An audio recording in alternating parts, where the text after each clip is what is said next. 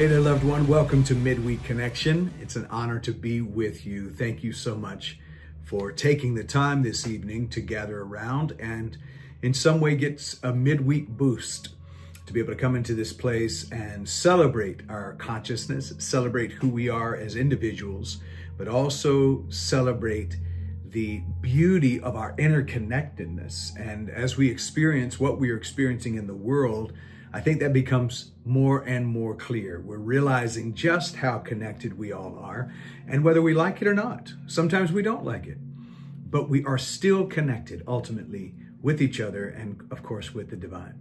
As we take a few moments to settle in here, I'm going to invite you into a few moments of prayer, centering, holy presence. Thank you for this opportunity to be together in this space today. Thank you for the blessing of unity.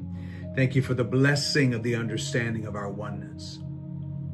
Thank you for showing us constantly our interconnectedness.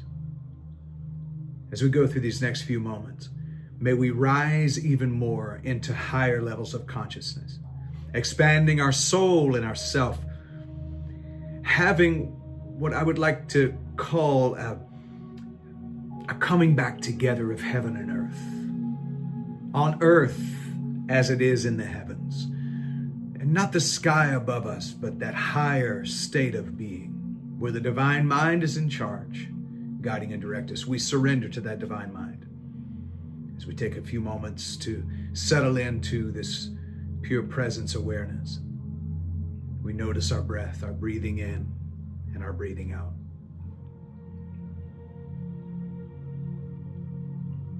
We say thank you for the breath that we breathe. Thank you for this time together. And so it is. And so it is. I'm here at the office this evening and gathered with you to share a few things that I believe can be life-changing. Although we have to live these principles if we really want to see the shift in our life. It's not enough to believe something with mental assent. It's important that we dedicate ourselves to the practice and to the habit. Once again, we are looking at the Tao Te Ching, but really because I'm looking at the theme of a subject I've decided to title The In-Between.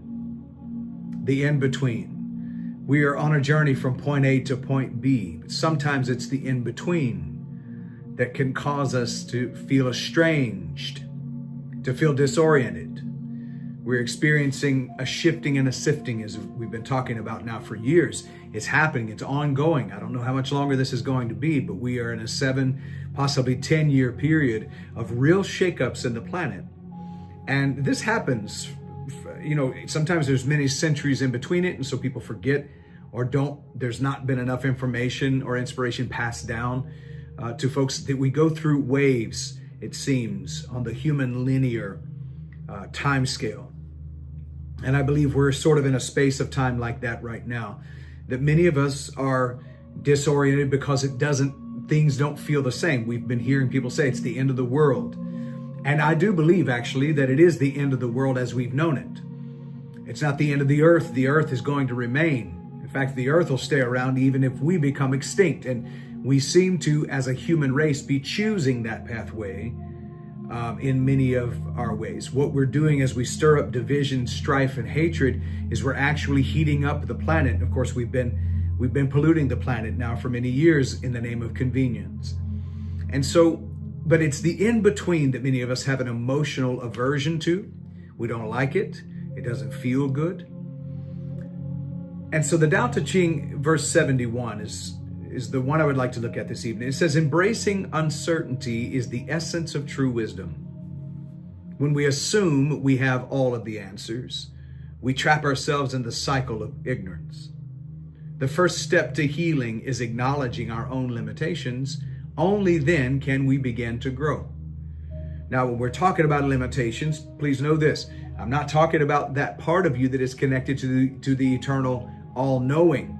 I'm talking about the brain. I'm talking about the physical. The brain and the physical has certain levels of limitations in this human experience. The salvation of ourself is not really about the salvation of our soul or our spirit. It's about the salvation of our mind. It is the mind that is often at enmity, which means making an enemy out of God, or the higher way of being. The first step to healing is to acknowledge those limitations. Only then can we begin to grow. The true guide, or the true master, is one who has learned to care for themselves. By letting go of the need to know everything, they find a sense of completeness. In this acceptance of not knowing, they discover a deeper understanding of themselves and the world around them. Now, that's my personal translation of Tao Te Ching, verse 71. In this acceptance of not knowing, we discover a deeper understanding of ourselves and the world around us. Letting go of the need to know, or furthermore, the letting go of the need to be right about what you think you know, is really the key that opens up the treasure chest of all of the knowledge, wisdom, inspiration, and information that is available to us. Now, learning to embrace uncertainty is really the true walk of faith. But I am aware that there's a space that we all know too well, and it's that in-between space. It's that awkward phase when we no longer feel at home in our old life, that place of certainty, or what we thought was certain and safe or familiar. Yet you haven't quite found your way in what's next, or you're in the process of transformation, but you haven't quite shifted over yet. And it's the in-between where we often have the most struggle. So what is familiar feels in a way like home. We're almost willing to settle for the tight spaces of the womb instead of being born into new life. Even though it's tight and confining, it's what we've been used to. It's where you've been at least somewhat felt accepted, maybe, or you've acclimated to the level of non-acceptance. It can be frustrating. But think of it as a time of transformation, as a real time and a chance to grow, to evolve. And give yourself grace while you grieve what has been. It's a feeling when you're in the in-between. It's a feeling of loss. Some of us feel like we've lost something, but the truth is that we have just allowed the layers that aren't us to peel away. But it doesn't feel that good. It feels disorienting. But give yourself grace during that process. Become aware of the feeling. Become aware of the feeling of the wings growing. Become aware of the inherent desire within you to fly rather than crawl. Notice the feeling of the transformation. Allow a little bit of excitement in the midst of the anxiety to start to come to the forefront. Become aware of the spaciousness that gives way to openness and gives way to clarity. Did you know you can become so comfortable in a cell that you are uncomfortable with the wide open expanse of freedom? I was talking to a friend about this just yesterday, and how that so many of us in our religious beliefs, in our societal beliefs, our political beliefs, whatever those beliefs may be, have become so institutionalized that when freedom is presented, we become afraid of it, scared of it. We want to run from it because it doesn't feel quite right to not be confined. What you've been confined by has in many ways defined you, but it's time to refine. And to refine, it often requires fire to burn away what's not gold, to burn away the dross that has attached itself to you, to burn away the parasites and the parasitical belief systems that have sucked you dry, the vampires and the energy suckers that have attached themselves to your life. Many doctors will say that parasites are what lead to disease. And some of us have disease and dysfunction because of the parasitical beliefs and oppressive beliefs that we've allowed ourselves to stay in. But start to feel the sense that something in me is growing. I wonder again what the caterpillar is starting to feel as those wings are developing, as the sinews or whatever the wings are made of, as they begin to develop and stretch and start to experience maybe the circulation from its system reaching out to spaces it never had before. Allow yourself to start to believe for a higher level of spaciousness and a higher level of openness and a wide open clarity to see things differently. So take a deep breath. Let yourself simply be here. Be here right now, even in the midst of the in-between, during the transition. Resist the urge to rush off into the future or to dwell in what has been.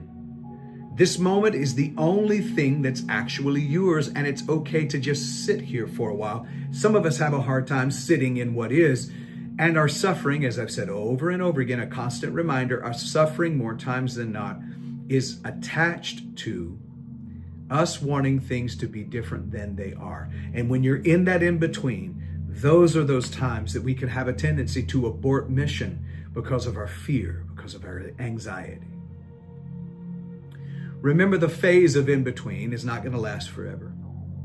One day, you're going to be fully transformed, and you'll look back and you'll see what was truly happening. You'll see that this right now is a valuable chapter in your life, and it is filled with lessons, blessings, and growth.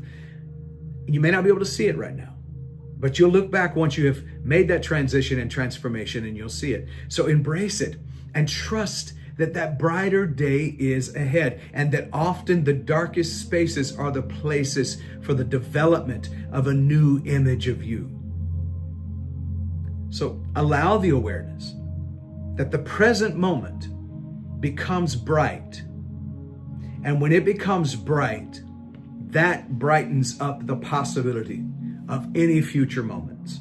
Allow yourself to sit in the present moment, trusting that a better day is coming, but that's because you put your trust and your hope in the divine right here and right now, because now faith is the substance of things hoped for, the evidence of things not yet seen.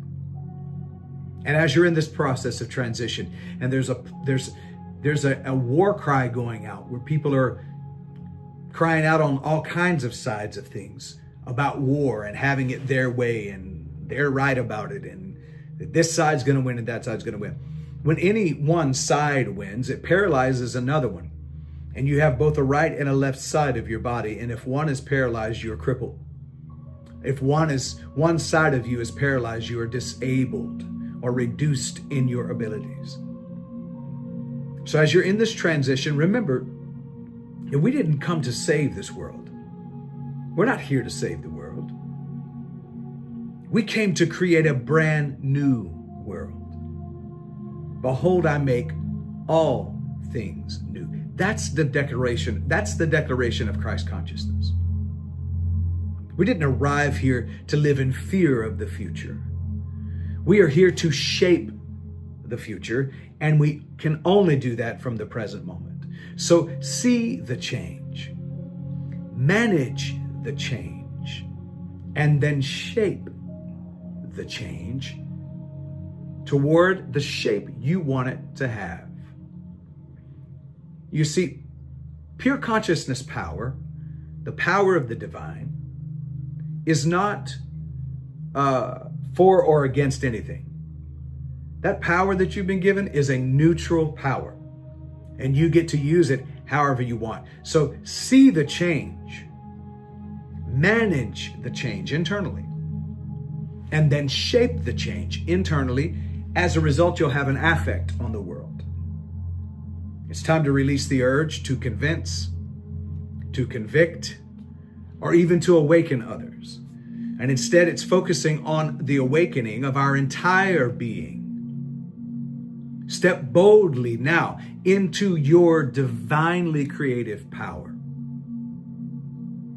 Let go of that urge to try to convince or convict anyone else, or even to try to awaken anyone else.